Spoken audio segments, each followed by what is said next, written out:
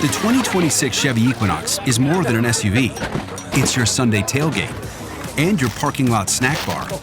Your lucky jersey, your chairs, and your big cooler fit perfectly in your even bigger cargo space. And when it's go time, your 11.3-inch diagonal touchscreen's got the playbook, the playlist, and the tech to stay a step ahead. It's more than an SUV. It's your Equinox. Chevrolet. Together, let's drive.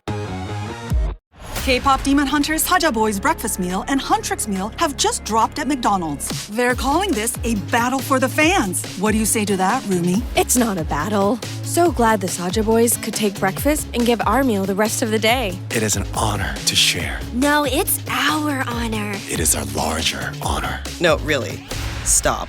You can really feel the respect in this battle. Pick a meal to pick a side. Ba-da-ba-ba-ba. At participating McDonald's while supplies last.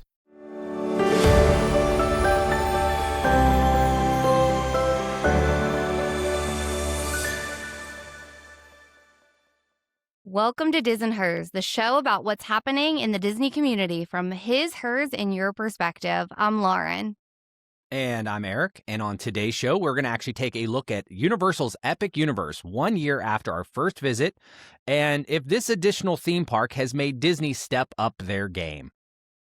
But before we get started, we wanted to remind you that Diz and Hers, it can be found on all your favorite podcast platforms and in video format on YouTube and Spotify. We'd love it if you take a quick second, head over to Apple and give us a review and let us know what you want us to talk about on upcoming episodes. All right, so Eric and I are talking all about Epic Universe because, we were recently reflecting on a long drive about our first visit to Epic Universe. We were there right as it opened to the general public. It would have been just a couple days ago, like 1 year from a couple days ago.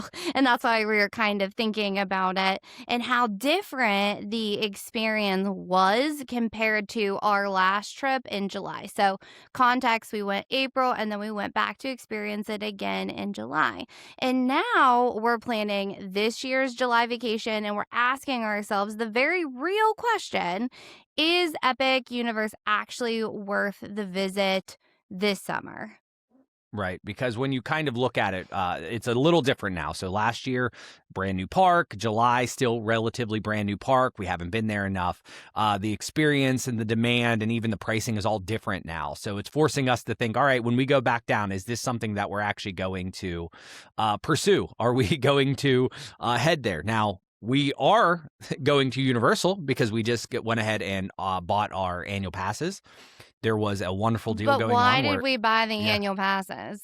Well, because there was a deal going on. It was basically saying, hey, buy now and you get 15 months for the price of 12 months. So we're like, well, we know we're going to buy it, so why wait until July to get this? And they don't activate until then. So that was a great deal, but Epic is not included. So it's a matter of if we did not buy the annual pass, and let's just say we bought a 3-day pass, we'd probably go to Epic for sure.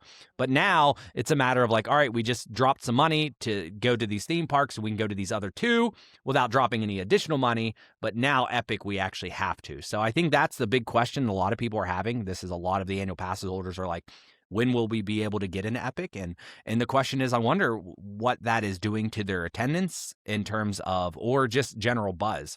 So times have changed. Hopefully, a lot of our listeners have got a chance to experience Epic or at least heard our reflections. I think we talked about it multiple times on the Epic Universal podcast I do with Jim.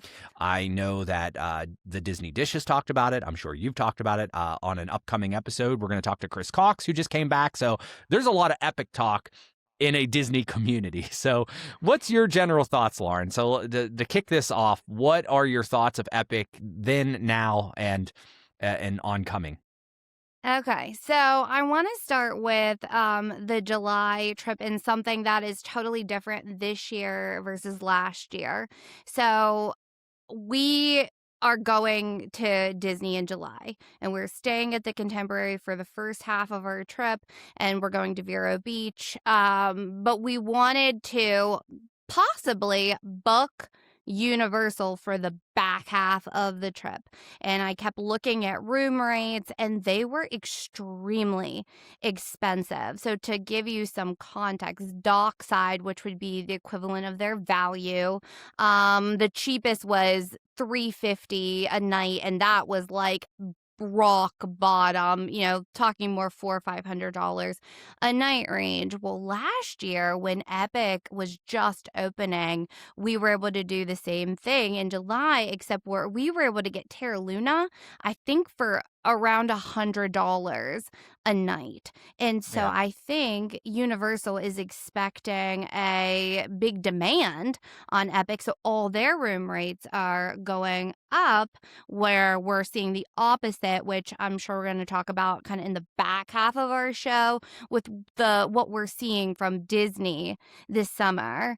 And another thing we're taking into consideration is with the extra cost. So if we're going to have Disney annual passes, Universal annual passes, and going in the summer, we're also dealing with not just the cost, but heat, right? Yeah, I mean, that was a big difference for us. We were there in July, and it was. I'm not going to let everybody say there is no shade in Epic. I'm not going to let everybody completely tear that down. There is plenty of shade in the portals, but if you are moving from one land to the other, there is a long stretch where there is no air conditioning and very little shade. So we unfortunately found ourselves midday going from, I think, Isle of Berk to I think it was Dark Universe, and us walking over there was like we were all kind of exhausted afterwards. So the heat is definitely a thing to consider, especially in July or August. And and that's not going to change. I mean, I don't even think the trees in Celestial Park is going to affect that. That's just a matter of like, we're used to jumping in and out of restaurants or shops to get a quick breeze, and that's just not necessarily there. So I would definitely say, all right, load up with your fans or your umbrellas, do what you can. That is a tremendous difference, which is not, I don't think it's 100% unique to just Epic. There are definitely lands and parks and places where you don't get as much shade in other theme parks, but it's definitely a real thing when you're crossing through lands and portals. Yeah, and something I read yesterday, because I am in Epic Universe Facebook group, and somebody had talked about how their initial trip was, say, $2,000, and when they added the express passes for Epic, it ended up adding, thousands of extra dollars for a family of 5, and they went to experience it. They could only do it one day with everybody's schedules, and 3 of the main rides were down. So clearly a year later, they're still not at their ideal peak run time. Is that fair? Oh, I think it's fair. I mean, that's the biggest problem right now with the theme park, and that did not necessarily happen to us in April, day one. Firstly, there were not tremendous lines and waits. We were there was capped. July, there were waits, and we still got things done. We didn't buy the express pass, but I do feel right now that it's almost if you have one day and you are a checklist person, you have to get it all done. If you're not considering the express pass, you're not going to get everything done. The wait lines right now, Donkey Kong the mine cart is still over 100. Ministry of Magic is still, nearly 100, if not. There are some of the top rides that are still just super long waits. And the only way you can guarantee, because there's still not a long hours here. I mean, we're still open until I think 9-ish or so. But if you're stuck in line and you still have to eat and you do all these other things and experience some of the shows, there's probably not a way that you're going to get them all done in a single day. So you have the options of, all right, adding a second day and hoping that they're up and running, or adding the express pass. So from a theme park logistics standpoint and the bean counters in the back, Disney and Universal has made this to the point where they're going to get your money one way or the other if you want to experience everything. It's just a matter of, do you want to do it in 1 day or 2 days? And on the case 4 with Jim, Chris, and Len, they argued this last time, and it was one of those things where it's almost a consensus, like, pony up and get the express pass, because at that point in time, you certainly don't want to be in a line for 120 minutes and then the ride goes down and then you still don't get to do it. At least with express pass in this aspect, you're like jumping up, you're not stuck in line. So it's a tough pill to swallow, but that is honestly what you might want to do if that is important to you. If you are going to this park, I need to ask you your opinion. So, something I saw in the Facebook group yesterday was a woman was asking about would it be worth it to buy a ghost room to get the extra hour in the morning? And it ended up Uh, working out to be like $25 per person for her party. Like, is that something that you would recommend?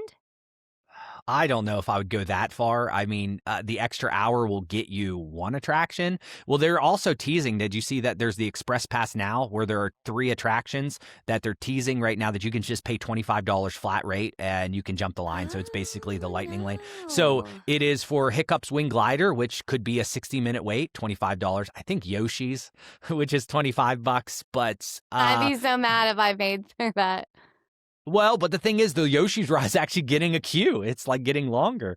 So that would probably look more at that, because if you could do 3, jump the lines and skip those lines real quick, that would probably be more beneficial from a pass. But I don't know if the extra hour would be that much worth it. I think the Express Pass is probably the way I would go if I'm just going to spend the extra money. But that's the thing, is if you want to do this. But I find it interesting, Lauren, that you went to the internet and you were trying to find out what people were saying, because this is our opinions alone. You know, we My gosh, these screen names are the best. But I have to. We're gonna shout out Spicy Milk Bags. I don't even know. Go for it. He or she says, man, now my brain is in the gutter. Is Epic worth it currently? So they said, I've heard a lot somewhat negative things about Epic Universe, shade, customer experience. Is it worth going, or should I wait until the issues are fixed? And then we got not as original Guitar Guy 971. And he went on to say, my wife and I did a day there last week as a trial run before a planned trip with the family, and that's smart. It says we're now pushing the trip back with the hopes that either the wait times come down a bit or Express Pass will become a bit more affordable. They just couldn't justify $230 per person, the cost for Express. So they waited in line a lot. Shade wasn't a huge issue at the time. It didn't feel that crowded walking around, but the lines themselves were exhausting. So, I mean, I can agree. Yeah, no, I could agree. I mean, that's the thing. And this was a couple months ago then when it was posted, but it hasn't changed much. I printed out the current wait time, and they're still just super long. That's all there is to it. I mean, if you're a diva like myself and it's like, I'm not waiting more than 45 minutes for anything, you're going to have a hard time. So, the governor, which we talked to, he or she was there on our last one. So they're very active on the Reddit forums, it looks like. They said they read enough, basically, from all this thread, and they're going to hold off. It's basically a lot of luck involved if you don't have Express. So if you don't have as much money as you have time, it's, they're looking. But then we also had a couple other, Agile Pack Basic said it's amazing, but in my opinion, it's only worth it if you get the Express Pass, right? Yeah, but Pepperoni says that though Express is great, they had their second visit yesterday, and both times with no Express Pass, no early entry, and had amazing visits both times. And Chrome 66, I went without it, had a fantastic time. Didn't get to do every single ride, but there were some rides that, they didn't care about as much as others. So I think just having a game plan when you're going in. But this is a Disney show. So we're talking Epic versus Disney, because I think that is kind of a real question here.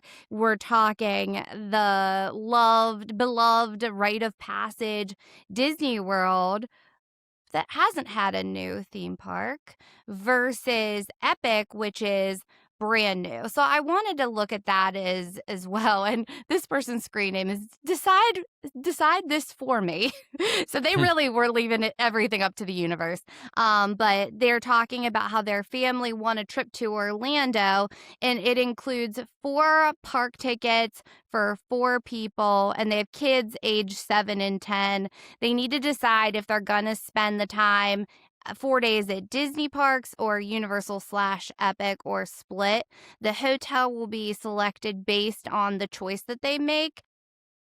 They said that they don't want to spend the trip just driving around, so they want to pick a hotel based on the parks that they're going to visit. So they've been to Disneyland, 3 days at Disney, 1 day at Epic. I mean, what are people saying? Well, I mean, I can tell you we have Chidwick says age 7 and 10, you can definitely enjoy everything at Universal. So, at this point, it depends on if your kids like roller coasters or not. If they're not big on coasters, Disney's probably better. If they love coasters, Universal's where it's at. I mean, yes and no. I would generally say that, I mean, granted, this is 7 and 10. I mean, also, let's see what the parents are going to do. If the parents don't like coasters, there's a problem there. Oh, man, for four days, you're going to, I would honestly just pick one. I hate to say it. I'd pick Disney or I'd pick Universal. And you're going to, because the trip, we know that the trip was paid for, but tickets. And that's the thing is you don't see a cost break until you get to that like day 4, day 5. So you're essentially, if you do 2 and 2, you might as well be paying, you're almost paying the same as if it would be like 4 and 4. It's just ridiculous how they have that. And they want to keep you in their bubble. And there's not a single hotel that you're going to stay at that's not going to require you to drive somewhere. So in my opinion, I would just pick what it is and just assume that you'll come back. Me, I'd pick Disney right now just because 7 and 10, that is definitely going to be more Disney vibe. You can do all 4 parks and get a little bit there. And then if you're a once every 5 years, now you're talking kids that are 12 and 15. That sounds Universal adjacent. That means Epic will probably have their stuff figured out. Hopefully there'll be a little bit more going on. So in my opinion, I would just stick to Disney World for this personal trip. Save yourself some money, save yourself some aggravation, and just say, hey, next time around, we're going to do a Universal one. That's my opinions. What's your thoughts? Yeah, I also think that I'd like to know what the 7 and 10-year-olds' interests are. Like, are they big Harry Potter kids? Do they like Jurassic Park? Do they like, coasters? Could they think, are the boys, girls, do they think that Disney's, a little younger? So just playing devil's advocate, unless they are big, Harry Potter fans, if say this is like a once in a lifetime situation, that would be really cool to see if they were Harry Potter fans. But I'm with Eric. At that point, for 4 days, I would pick one and go full force, go in, and also like I think that it it also depends on what else you're planning to try to accomplish while you're in the area. And they also have, water park if that's your particular jam. But we're curious to know if you're planning a trip this summer, is Epic worth it to you? Right. And are you taking advantage of some of the Disney deals? Are you waiting for some of the hype to settle down? We want to know. But that's kind of what we're going to talk about a little bit more after this break. Lots of stuff going on at Disney. They really want you there for this summer. They don't necessarily want you crossing the road and hanging out at Universal. So we're going to talk about all the fun stuff that's coming to Disney this summer right after this break. You can't reason with the sun. Trust us, we've tried. This summer, it's time to put that angry ball of fire on mute. Columbia's Omni-Shade technology is engineered to protect you from the sun's harsh rays that can burn and damage your skin. The sun is relentless, but so is our gear. Level up your summer at Columbia.com to spend more time outside and less time slathering on aloe lotion. You're welcome. Columbia, engineered for whatever. Go further with the American Express Business Gold Card. Earn 3 times membership rewards points on flights and prepaid hotels when you book through AmexTravel.com. Whether your destination is a business conference or a client meeting, your purchases will help you earn more points for future trips. Experience more on your travels with Amex Business Gold. Terms apply. Learn more at americanexpress.com/business-gold. Amex Business Gold Card. Built for business by American Express. And we're back. So as Eric alluded, we want to know, is Disney doing enough this summer to compete with Epic Universe? So quickly, I will share a Our particular situation, like I said at the top of the show, we were looking for 3 days at the back side of our trip, and we were trying to decide: do we stay at Disney? Do we hop over to Universal and truly like split the trip? Well, Disney came out with $99 a night room rates. And at that point, I mean, I don't think Len had done an analysis, maybe back in January when they dropped some of these summer deals. Yeah. And he was saying that the rates haven't been this low, I think, since pre 2008. Yeah, I To think it get was a like before the market $99 collapse. room. Yeah. Yes. So this is a big deal. However, we're going against, so if Epic Universe is the big shiny new thing this summer, I mean, besides the cheap room rates, what is Disney actually offering right now to compete? Yeah, I mean, they're definitely pushing items out there. So I think right now, obviously, the $99 All-Stars, baby, this is like 2014 for me. So I'm pretty pumped about that. So it was an easy decision from a room rate standpoint.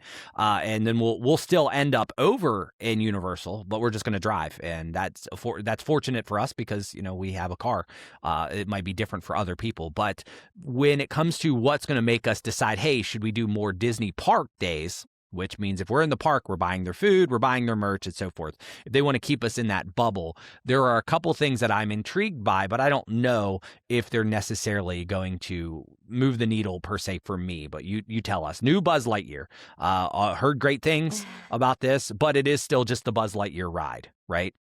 Yeah, we were at baseball last night talking to another Disney family who just got back, and I was like, "Oh, did you get to ride the Buzz Lightyear now that it's reopened, being refurbished?" And she was like, "Oh yeah, like the guns are removable now. You have to hit like the target like specifically, but it is easier to see." And I asked a follow-up question, and she's like, I really didn't know. All I know is I almost tripped on the cord, like coming off of the ride. So based on what I've heard on the interwebs and from people that have experienced it, would I plan my trip just to experience that? No. But Eric, would you plan your trip to get your butt back on Big Thunder Mountain? No. I mean, I'm not planning my trip for either one of these. I think it's more than just one attraction. A new land probably would do it, a new attraction. What the real question is because we're going to experience this. We're doing the first half of our trip is Disney. The second half, it's a matter of, hey, would I want to give up going to Universal on one of those days to do these things more or extra? And I don't think either one. And that goes to say we haven't been there for Zootopia since it's opened. There's a couple lounges that we haven't been there for. So like there are other things that are new to us that we haven't gone since August. So it's almost been a year, which is record breaking for us considering that we're trying to go quarterly. But we had a Disneyland trip involved in there and lots of other sporadic things. So I don't know if either one of those we were trying to plan move it. Paris, and then we just missed Florida too much. So we're going to take advantage of our annual passes. So far, Disney's big additions this summer, they've already been there, done that, just improved. But they have done some IP refreshes and add-ons. So going over to Hollywood Studios with the new Mandalorian and Grogu movie, they're adding that mission to Smugglers Run. Are we excited about that? Yeah, I don't know. I'm underwhelmed right now by Mandalorian and Grogu. Like the movie's coming out, so I'm going to go see it in the theater. It's one of the, if it's a Star Wars or Marvel, I see it in the theater. But I was having this conversation with my brother this morning, and it's just like, man, they didn't really hit while the iron was hot. Like I understand it's this Mandalorian and Grogu was hot years ago, but then there's been like 3, 4, 5 years since they've done anything. So maybe I'll get more excited. Smugglers Run is a fine enough ride. But I don't think them overlaying. I'm kind of in all honesty, I think they're going to botch this. That's just my opinion. They haven't done very much in Smugglers Run that gets me excited. I just feel like there's still the issues with that ride is still going to be the issues with the ride. Whether we're trying to get coaxium or we're chasing, a bounty hunter, it's still going to be like, all right, the guy driving is crashing into the wall and I have to hit these flashy buttons. It's cool and all, but I don't know. The next one, on the other hand, I am excited about, and I would possibly say this could be enough to make me say, all right, I want to go see this. And that's the Muppets and the Rock and Roller Coaster. We now have a soundtrack, and we also have cameos, and we have a good understanding of what's going on. All this stuff is super fun, and although we hate to see the Rock and Roller Coaster, the old Aerosmith, because of nostalgia go away, I'm honestly more jazzed about this, and I'm like, I think this might be an upgrade, right? Yeah, but I think Disney, they have their finger on the pulse with the fan base. And I think that they feel the things that we were just saying, because if you look at how they released the tracks for this ride, they made a big announcement about it. They didn't just release the playlist. They had done some social videos about it. They were dropping a track every day leading up to April 16th, really trying to capitalize on the excitement versus just like, here it is. To me, it looked like or felt like they were trying to milk this excitement for as much as possible. And on I Want That Too, we had talked about how they dropped a line of Muppet plush on TikTok before they dropped it on their own website. I think it was a 4-day pre-sale, and there hadn't been Muppet plush for a decade or so from the Disney store. I'm just seeing so much Muppets merch and chatter right now. So I think they're trying to really lean into that one. So let's look at some of the soft new, I'm going to use my air quotes there, soft new experiences that are coming. I know people have mixed emotions about Animation Courtyard, the character meet and greet, and the drawing experience with Olaf. They're going to be done. Know. I don't even know if that's going to be done for summer. Did they make an announcement? I mean, they're working hard on it. We got a blue hat up. Yeah, I felt like they were teasing hard summer because with the promotion, I mean, we got multiple mailers about Cool Kids Summer that's coming back. A part of that is where you get water park access for free the first day of check-in. And then they have lots of kids experiences because they're trying to get families back with younger children. So it does not surprise me that area was getting a little facelift that targeted children. And then we've got Bluey coming to Animal Kingdom this summer. And so I think Bluey would be something that could move the needle for families, especially with come to Disney opposed to going and seeing, Mario and Luigi. I think that moves people to Animal Kingdom. I think it gets people to go to Animal Kingdom as possibly their third park as opposed to the fourth park. I don't know if it's necessarily going to drive people. I mean, I'm happy with, I would actually, if they got the Animation Courtyard done, that's enough to say, all right, that's an extra day to go over there and explore, because I would like to explore. I don't know how deep that's going to be. I know we have a drawing experience and there's character meet and greets and stuff, but I would like to explore that if that gets done in time. I think Bluey will certainly move the needle for some, especially maybe even locals. Like if you live 3 hours away, I think making an extra trip to go see Bluey for the first time, especially if your kids are big into it. So I think some of these soft experiences are nice add-ons. I don't know if they're necessarily doing anything to say, hey, I need to go this summer. So, I mean, they're not doing things. There are things going on to make you say, all right, but at this point in time, if money wasn't an object, but you had time to choose, these attractions spread across the different parks versus going to try Epic for the first time. Money not an option. I would certainly still do Epic. I don't think there's anything here that's just rivals a brand new theme park.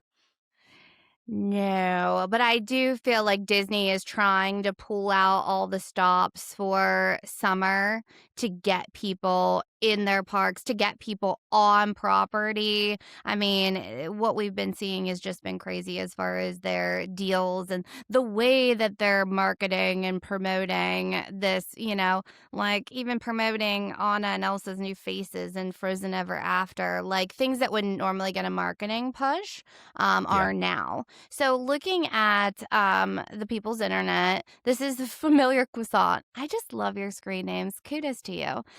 So they asked specifically, is a summer 2026 trip going to be worth it? And this is looking at Disney World specifically. And they go on to say, I'm booked for a week in August 2026 with all the upcoming ride closures and current ride closures. Has me wondering if I should just push my trip for a few years. Because we've talked about last week, how much it costs to have a Disney vacation. And, our TikTok followers have spoken and, $1,000 to $1,200 a day. And if the thing that you want to do is not open or you're excited about upcoming things, would it be worth it to save your money and, go in a couple years? Right. Well, I mean, that's the thing is there's this SB 5038 says there's always levels of construction. You shouldn't plan your trip around an individual ride. It's an overall experience. And I agree to that. But if it is just the wall of, Go Away Green at Animal Kingdom and at Magic Kingdom and at Hollywood Studios. And I mean, we did deal with that at Epcot for years. Yes. I don't know. It is, yes. I mean, if you're only going to take a trip, it's like, well, 26 or 27. Well, maybe 27 would get you a little bit more. There's still plenty to do. I mean, unless you're trying to go for 10 days. I mean, if you go for 5 days, even these walls being up is still not going to make it to the point where you're going to get everything done. And I mean, this is a huge freaking property. So I agree, but there are still probably better times to go, maybe. Yeah, and I mean, you work and it's it's summer, August. You're probably going to have a pool day, for some relaxation. So I'm with you on that. Then we have High West 48. I'll go with this. If you've been recently, I could see waiting some of this out. If you haven't been in a while, then there are other new attractions running full time you haven't seen yet. You'll still have a wonderful time. Have you done Tron yet? Tiana, Guardians, Ratatouille. I'm thinking about the nighttime parade. So that is a very, very valid point. Like if it's been 3 years, 5 years since you've been, I could totally see experiencing those new attractions. Yeah.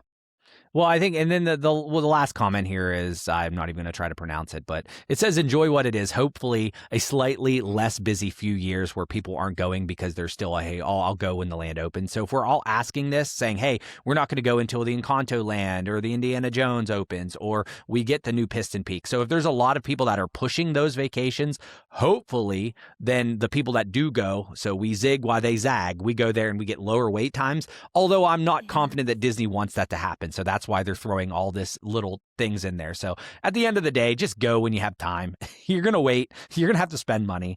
If you want to go to Disney or you want to go to Universal, just go. It's just, there is no perfect time anymore. Right? Don't ask us, though. Don't ever ask us if you should plan a trip to Disney or Universal. The answer is yes. Always say yes. Even if it's irresponsible. But anyway, so with this, it feels like summer Disney's improving what they have. Universal still has a shiny, fresh, brand new theme park, and they're really trying to capitalize on that. So if you want to stay up to date with what's going on at Epic Universe and Universal, check out Eric's podcast, the Epic Universal podcast with Jim Hill. But that does it for this week's episode of Diz and Hers. For more, make sure you head up DizandHers.com. There you'll find articles, episodes, and updates. And if Disney is your vibe, hit subscribe. And remember, watch what you post. You might end up in next week's episode. Thanks for listening.